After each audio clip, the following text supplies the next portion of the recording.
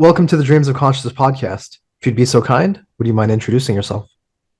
Hey, I'm Jerry A. Lang from Poison Idea and other other crimes against humanity. And since you led off with Poison Idea, let's talk about that for a little bit. How would you describe the music of Poison Idea?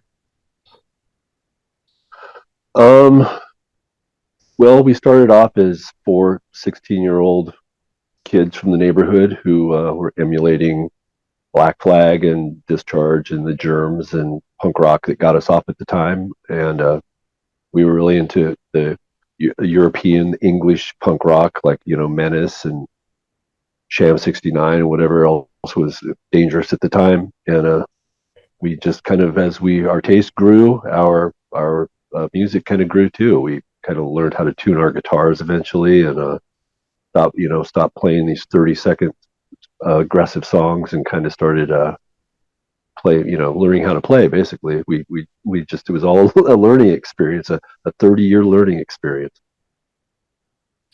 And I should mention that throughout the history of Poison Idea, uh, uh, many members came and went, but you were the one consistent thing in that lineup. Is that correct? Yeah, I joined up with Tom Pig Champion probably about a year into it, and he was played with us up until the mid '90s, and then came back and played up until he passed away. But yeah, we once it stopped being like the like I say, the four brothers. We were all kind of like the Ramones. We were all the same age kids.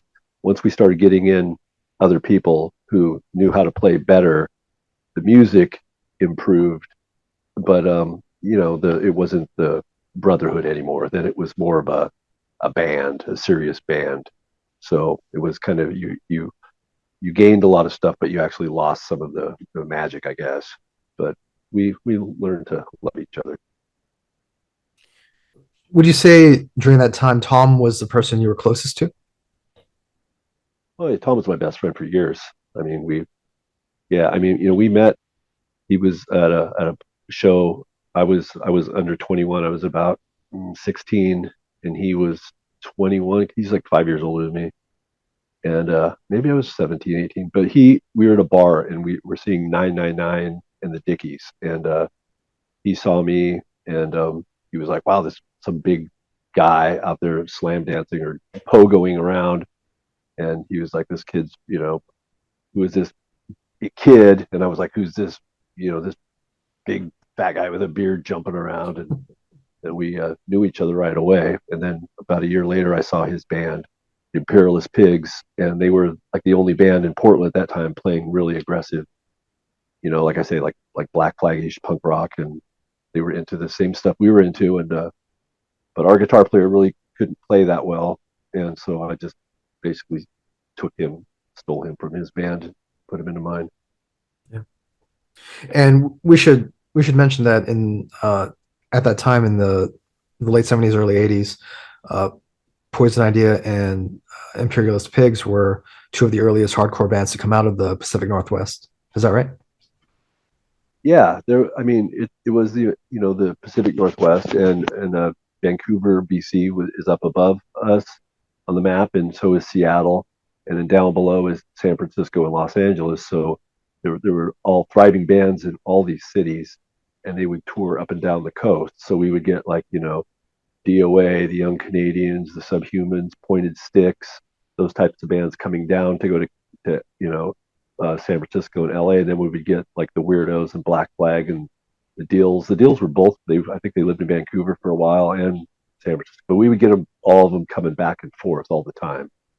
And so it was, even though it wasn't a huge scene in the city, it was thriving because it was a stop, a gas stop. They could basically stop here and make, $60 to play. So we were really, really lucky in that sense. Yeah. Uh, you you referred to your music as aggressive a few times. Do you feel more comfortable calling your music aggressive as opposed to hardcore or some of the other labels that got attached to Poison Idea? Well, when we started, it was definitely hardcore. It was, when we started, we thought we were punk, and then it was hardcore, and then, like I say, then as the music, as the band, since Poison Idea, without more records, we would have a little bit of, we did cover like a go-go song. We had like a little bit of heavy metal influence. We did a little bit of, little country western stuff. We were always into, Johnny Cash and Hank Williams, stuff like that. We were always loved, you know, rockabilly and Robert Gordon and Motorhead and whatever. So we kind of just, like I said, as we kind of learned how to play, the music changed, but it was definitely hardcore when we started. But that was just because we were like firing on the id, or just like we were just like just very, we would just kind of like reactive. We were just, you know, kind of like children screaming, and that's what we were, just like children just screaming. Just our, we didn't know what we were doing.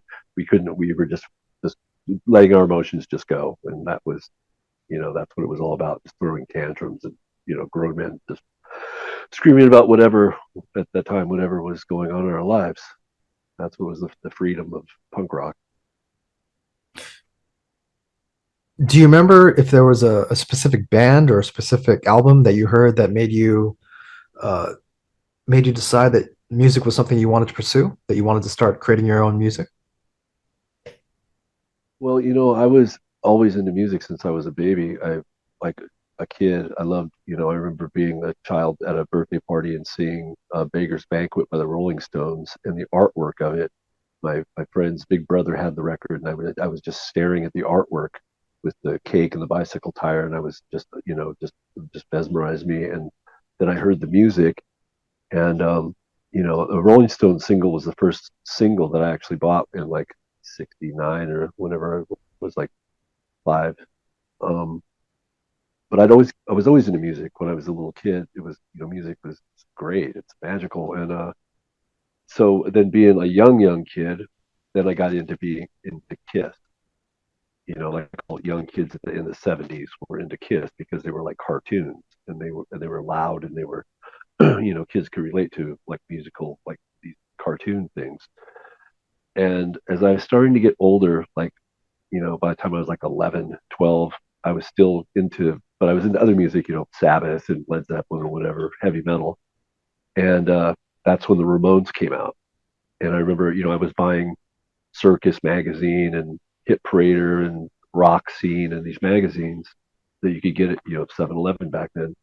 And I saw the Ramones, guys in leather jackets, and they looked like, hoods. And that was cool to me. And we got their first record, or the first or the second record. Can't remember sure. I remember the second one was a huge influence, and but I was still into the Kiss stuff, and I was waiting for the new Kiss record to come out, and it finally came out, and I remember getting it, and I was so excited, like yeah. And then I listened to it, and I was just like, this just doesn't do it anymore. This just does not do it. This does, and I remember it was a moment changing thing, and I do remember that, and I remember like looking across the room at both the records back and forth, and just right then saying, this is my life right now. This is the way I'm going in this direction. The Ramones. And so they were a huge influence on me, and then from there it was like the whole punk rock thing. And that opened up the door to, art and politics and fashion and just the way of life and literature and everything. It's a whole new, it was a giant movement, a giant youth movement. And I'm really, really lucky to, jumped in on that. Uh, Specific to their music, the Ramones, when you say that some of the older bands that you were listening to didn't do it for you anymore, what was it about the Ramones that engaged with you so much? It was obviously the music, definitely the music. It was just so powerful, and so at that time it was so fast. And so, I mean, there were the Stooges, there were the Dolls, the MC5, but they weren't really, you know, like they are now with like the internet and stuff. They weren't. You would hear about them, and you'd see the New York Dolls on Don Kirshner's rock concert, and they were kind of more like, Bo Diddley, bluesy rock and roll.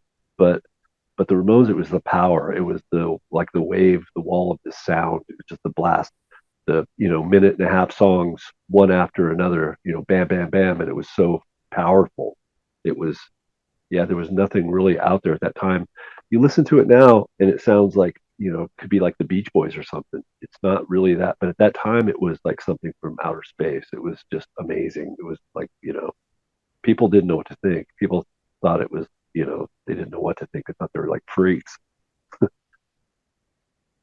When did you start writing your own songs? Um, well, as soon as I got into punk rock, that was the cool thing about punk rock is anybody could do it, and I was writing in my bedroom, with all sorts of stuff. I'd hear bands like Suicide, Perubu, like Devo or whatever, and I'd hear things in the music, like especially like Suicide or something, and I would go, wow, I could leave my phone off the hook and have a busy signal go. They used to have these things back in the old days with rotary phones, where if you left your phone off the hook, it would make a beeping sound in time, like kind of like a click track. And I would leave the phone off the hook, um, turn an electric fan on, get my guitar and my little guitar thing out, and play along to these two things that were weaving in and out of each other. The beat would be weaving in and out of each other, and I could play like kind of like a kind of more not so much of a music as like a feeling of a vibration, like a feeling, like kind of like what the natives would do, like in Australia with the humming and the just the and also, summoning that feeling that they get the vibe. It's uh, kind of like a emotional tornado going on in the room. And so you put that to whatever you want to scream about at the time. It's that's you could do that. It's like I don't know, kind of like you ever heard Teddy and the Frat Girls? I have not. Okay, it's like it sounds like a girl just screaming about like whatever her algebra test or whatever it may be. And it sounds she's just like having a seizure, just screaming this like insane. And it's like, wow, that's interesting. That's so we can do this now, huh? That's they allow this type of music. I guess the doors are open. Somebody left the doors open in the barn, and all the spirits came in. Uh, Working with Tom, how would you guys usually come up with songs? Did Tom do a lot of the riff writing or the song structures, or did you guys come up with them together? Well, we were lucky enough to have, that's the one thing we could do in our lives. We couldn't really, have jobs or at that time have girlfriends or anything else or, do anything. But we would say how, we would pick just pick a song. We like I said, we liked all these bands and we were like, well, we need to write a song. What kind of song? Well, let's write one that opens the set. He opens the set. Okay, well, I would think it would be very bombastic to begin with, like a big opus. Like okay, like a kind of like a a Wagnerish like crash, and from there, give me a kick track on a kick the bass, come in with you can just kind of the songs kind of write themselves.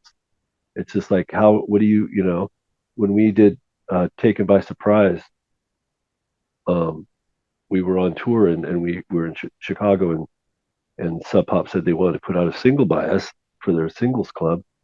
And Tom's like, well, what do you want to do? And I go, well, hold on, give me a second. I went in the room next door and I was like, okay, a single. What would a single sound like? Okay, this is what it's to me. I'd get any record single and I would in my head I think this is what a single should sound like. It's a catchy chorus. It's kind of poppy, but it's punk. It's driving. It's hard. It's something you remember. They kind of write themselves. They kind of just like these. You can kind of just. They've always been there. They're everywhere around you. You just need to just take them and harness them in. So they just. We both wrote the songs. They're just like I said, they write themselves. It's not. I don't know how they happen. It's you know somebody else writes them for us, but when we they just give them to us, and we in the other world, and we just present them so people can hear them. Right.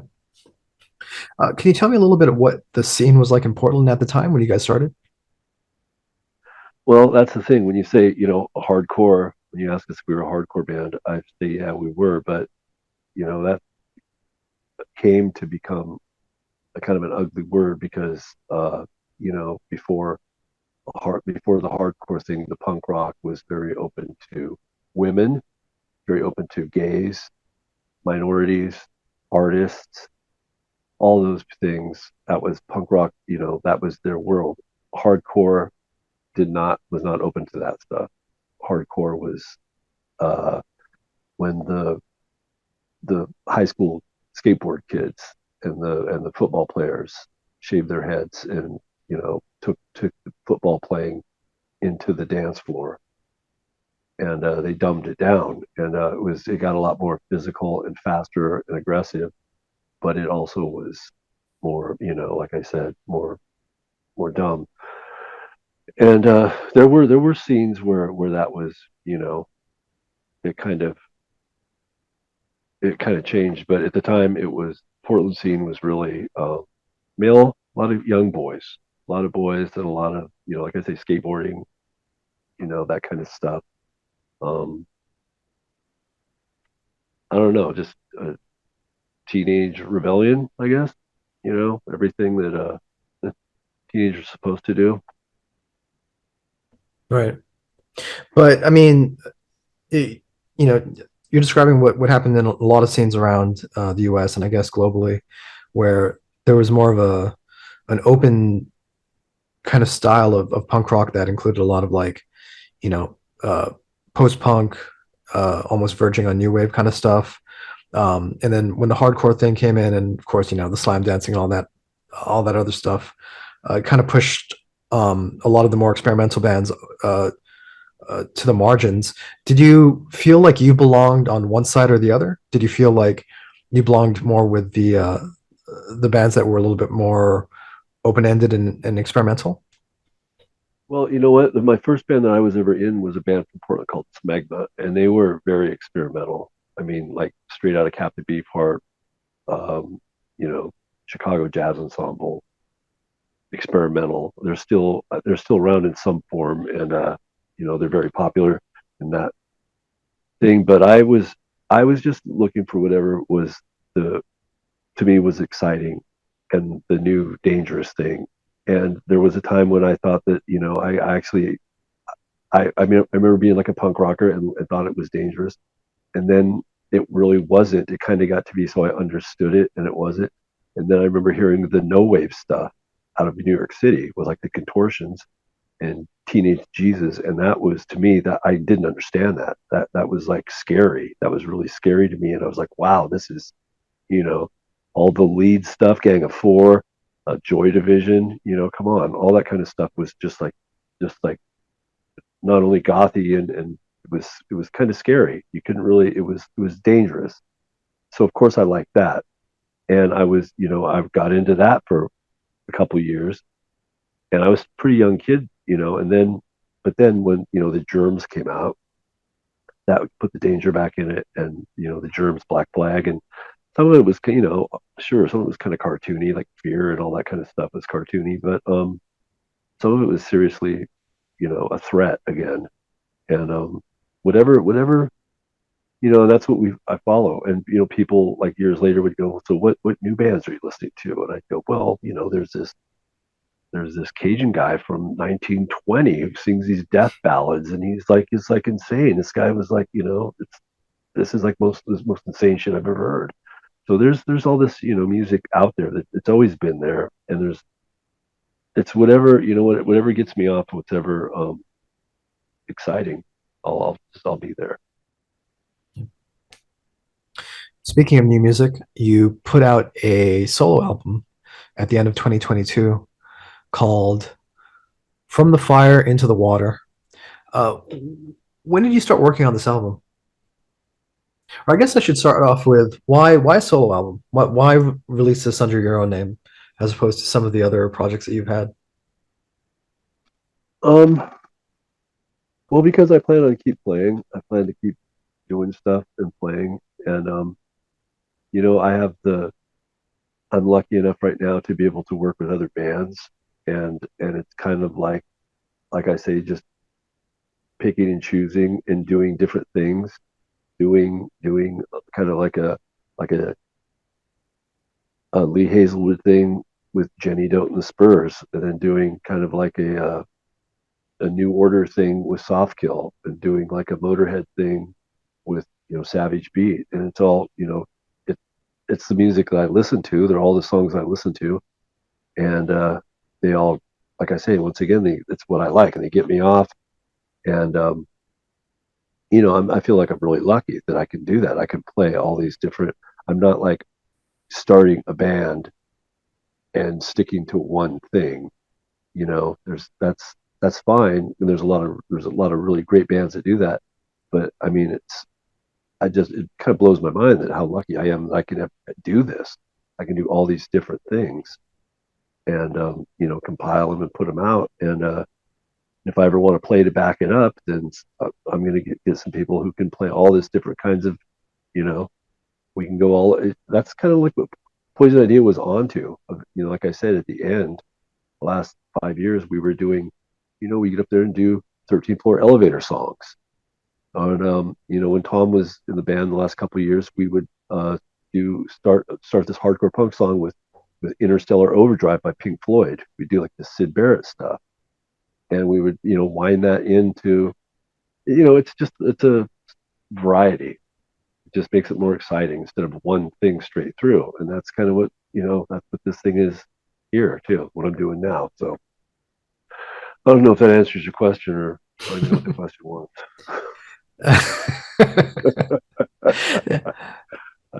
Uh, Kind of. I mean, I was just curious why you're using your own name for this, but it sounds like because it's so wide ranging and so personal in a lot of ways to your musical taste, um, that the common thread is you and the different kinds of music you like.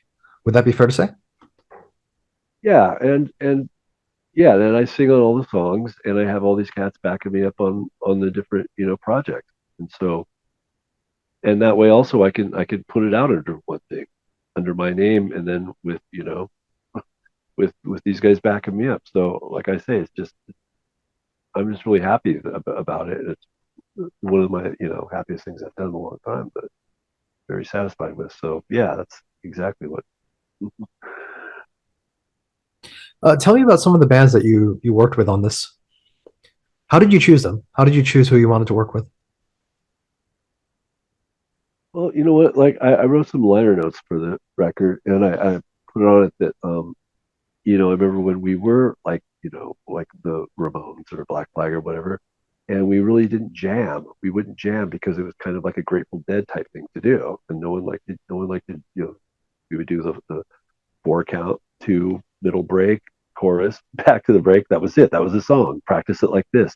We were afraid to explore and go off and jam, and now people they're like, we're doing this. Would you like to be part of this and jam with us and see what happens? Like, sure, let's see what happens.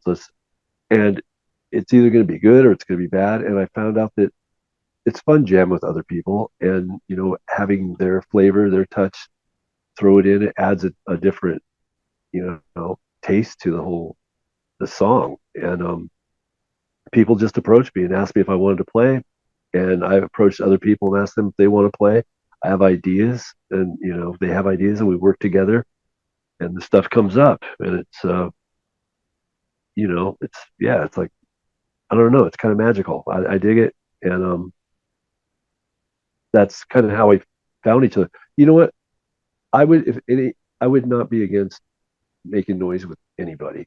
If it's good, it's going to be good, and if they just don't have it, then I'll kindly let them down and tell them that it's worth a try. We did it. But so far, everybody I've worked with, we get something. We summon some kind of feeling, and we present it as a finished piece of work, and it works. I'm happy to do that. it's like making something. It's like making whatever, making a piece of a dish or a piece of art or whatever. We do it and work together and satisfied. Right. Were a lot of these bands that you knew personally or that you'd played with, or just bands that you were fans of, that you were a fan of? Some of them I knew, and I asked some of them, like Dare to Defy from Philadelphia. They were doing a Why Die song, and they asked me and Paul from Sheer Terror if we wanted to sing on this song together. And I knew the band. I was a big fan of Jackal and Why Die, and I was like, sure, of course, I'll do that. Um, Big Stick from New York City. I knew them. I loved their first record, The Drag Racing. That just that was like something that blew my mind when it came out. I hung out with them in New York, and they asked me if I wanted to play on one of their songs with them. Of course. I mean, Soft Kills from Portland. They had this idea of doing a Blitz song, the later Blitz, and asked me if I wanted to, and talk to me about how they kind of wanted me to do like a punk rock version of it, and I kind of heard more of a Joy Division-ish type thing in my head. The way they were when they were playing it, I said, I really don't hear the aggressive. I kind of hear it more like this. And yeah, everybody, like I say, everybody is different. They bring something different to the table, but that's what makes it so kind of like a dim sum of musical taste. In addition to the songs that you recorded with other bands, uh, there's a Poison Ideas song, as well as a song from your new project, Decimation Front. Tell me about The Butcher. Tell me about the Poison Ideas song that's on here. Well, we did when we recorded with that lineup in the late '90s. We had the original rhythm section, Chris Tance, who was in the band from the very beginning, and Dean Johnson, who was the original drummer, they were both on Pick Your King and Record Collectors and Kings of Punk. And they got back with us in the '90s. We played some shows with Tom, with the original, basically it was the original lineup. And then Tom didn't like to tour anymore, so we got our friend Ian Miller to play guitar, and we went in the studio and recorded like 9 songs. We did like 9 songs, and at the time we were in no space to put out these songs. 3 of them came out on a single by Tang Records, Learning to Scream, and the other ones were in the can, as they say. And I put one on this called the Portland edition. I put one song on this one, and I took the song "The Butcher" and put that on this one. And we still have a couple floating around somewhere. And tell me about Decimation Front. Well, Destinations Front's from Portland, and they're my friends. It's Kevin Hahn, who runs Opal Studio, Kelly, who's the bass player of this band, Buck Cherry. They're kind of they're pretty popular band. They're just they're like, what? They're my uh, heavy metal rock friends.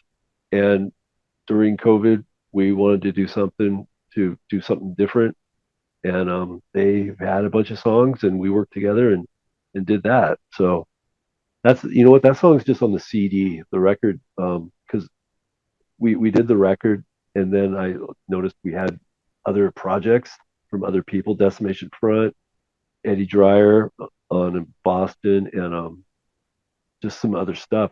And you know what? This record, I got a record today in the mail from Vanilla Blue from Paris. And again, it's another song that I played on with these guys in Paris. So, like I said, I'm just it blows my mind in a way, but I'm really lucky to be able to do this, to play with all these different bands. And I'm not like oversaturating because everything's so different. And you know what? No one really. It's not like you see it on the internet or something. No one cares. And so I'm just really happy that I'm to be able to do this different, kind of like I don't know, musical therapy kind of. Great. And is Decimation Front ongoing, or was it just something that you did that one recording of? Well, we did like 4 songs, and Kelly's on tour with like I think like Kiss right now, and Buck Cherry, and Yeah, they were doing like cruises and stuff. I saw him. He came through town with. He's the bass player of Buck Cherry, so he's on tour with this band, and Kevin's here, and but we're we could, who knows, we might play someday. I think this that's, and you ask about why I put my name on the front of this. That's why, because I can do, I'd like to play as, Jerry A. Lang and friends, and have these guys come up and have a bunch of people come and play with me. I'd like to have Decimation Front come up and play their three songs with me, and have, you know, BBB come up, Alex come up and play these songs, and all these crime scene guys. I like to play with all these different people, and that's probably, kind of like a dream, but I can see some form of that happening.